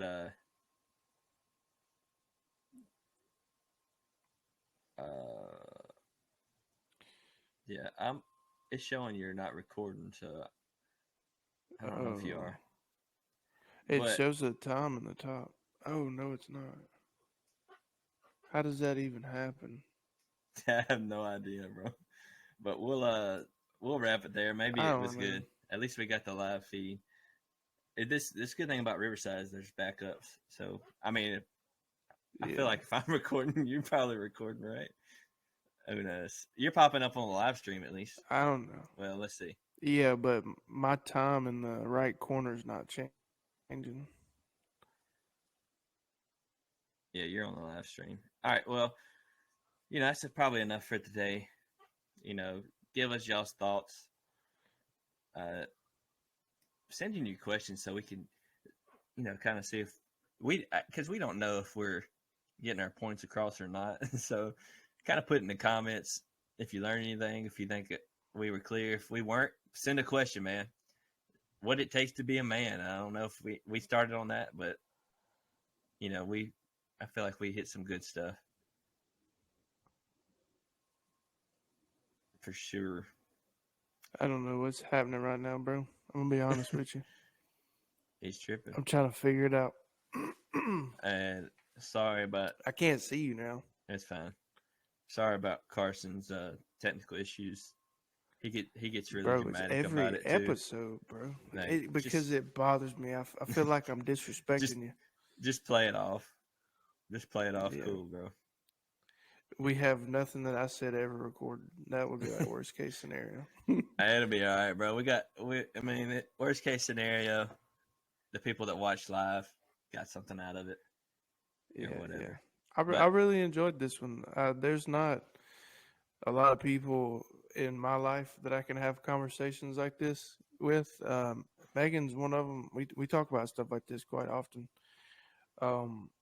But other than you guys, especially you, I don't have a lot of conversations like this. So I enjoy putting my input in on stuff like this and wrestling with these philosophical... Man, it's not like we have to have like an answer right now. It's maybe we kind of helped, or maybe like, some stuff you just like, it helps just to work through it, Yeah. And, we don't have all the answers, but we hope we can help people. And hopefully we inspire somebody to kind of step up and be a man, lead people, serve people, love absolutely. People. I guess that's about it for today. Carson Smith EP dropping soon, part 2. No, I'm just kidding. My goodness. But I'm thinking I could probably use some of this on my channel if I go through it. Hopefully it went good, but put work in podcast, dropping every week. Let's get it. It's definitely starting to shift away from fitness. Oh, bro. Which is we good for me that ship because a long time ago. Yeah, I ain't no fitness person. We putting that work in. Mentally, physically, financially, emotionally. New cover art dropping. after this episode, bro. All right, 2 weeks, and we'll have it up. So, yeah, appreciate y'all for staying tuned.